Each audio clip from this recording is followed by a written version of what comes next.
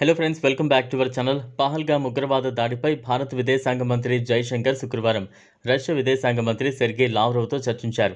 భారత్ పాక్ తమ విభేదాలను రాజకీయ దౌత్య మార్గాల ద్వారా ద్వైపాక్షికంగా పరిష్కరించుకోవాలని రష్యా విదేశాంగ మంత్రి సెర్గీ లావ్రోవ్ కోరారు. భారత విదేశాంగ మంత్రి జైశంకర్తో ఫోన్లో మాట్లాడిన లావ్రోవ్ భారత్ రష్యా మధ్య ద్వైపాక్షిక సంబంధాల గురించి, జమ్మూ కాశ్మీర్లోని పహల్గామ్ ఉగ్రవాద దాడి తర్వాత భారత్ పాక్ మధ్య ఏర్పడిన ఉద్రిక్తతలపై సుదీర్ఘంగా చర్చించారు.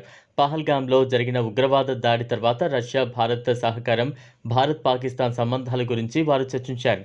1972 సిమ్లా ఒప్పందం, 1999 లాహోర్ డిక్లరేషన్ నిబంధనల ప్రకారం రాజకీయ దౌత్య మార్గాల ద్వారా భారత్ పాక్ మధ్య విభేదాలను ద్వైపాక్షిక ప్రాతిపదికన పరిష్కరించుకోవాలని సెర్గీ లావ్రోవ్ పిలుపునిచ్చారు.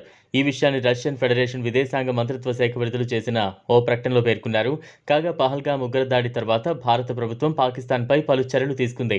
అలాగే ఉగ్రవాదులను, వారి వెనుక ఉన్న వారిని కఠినంగా శిక్షిస్తామని కూడా ప్రధాని మోదీ హెచ్చరించారు. ఈ క్రమంలోనే తాజాగా పాకిస్తాన్ నుంచి దిగుమతులను భారత్ నిషేధించింది. పాకిస్తాన్ నౌకల ప్రవేశాన్ని నిషేధించింది. పోస్టల్ సేవలను నిలిపివేసింది. పాకిస్తాన్ నుంచి ఉద్భవించే లేదా దాని గుండా వెళ్లే వస్తువుల దిగుమతిపై భారతదేశం శనివారం నిషేధం విధించింది. ఆసిల్ల మార్పిడిని నిలిపివేసింది.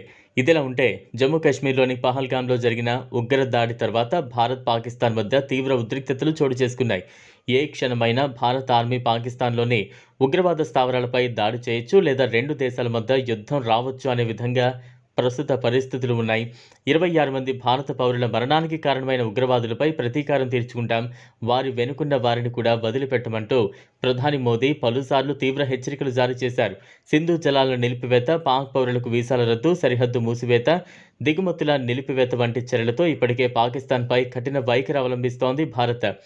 మరోవైపు భారత్పై కూడా పాకిస్తాన్ పలు ఆంక్షలు విధించింది. ఇరు దేశాల సరిహద్దుల వద్ద భారీ సైన్యాన్ని మోహరించడం, యుద్ధ సామాగ్రిని తరలిస్తూ యుద్ధం తప్పదనే సంకేతాలు ఇస్తోంది. ఈ క్రమంలోనే ఇండియాపై ఖచ్చితంగా అణుబాంబు దాడి చేస్తామంటూ పాకిస్తాన్ అంబాసిడర్ తీవ్ర వ్యాఖ్యలు చేశారు. ఓ విధంగా ఇండియాను రెచ్చగొట్టేలా ఆయన ప్రసంగించారు. అది కూడా రష్యా దేశంలో కూర్చుని ఆయన మాట్లాడారు.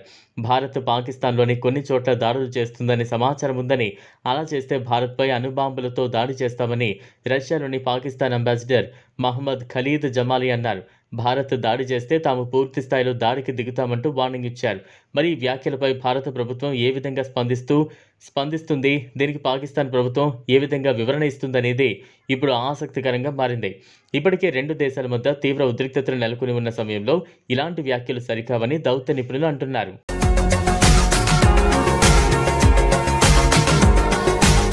మరిన్ని అప్డేట్స్ కోసం మా ఛానల్ని సబ్స్క్రైబ్ చేయండి.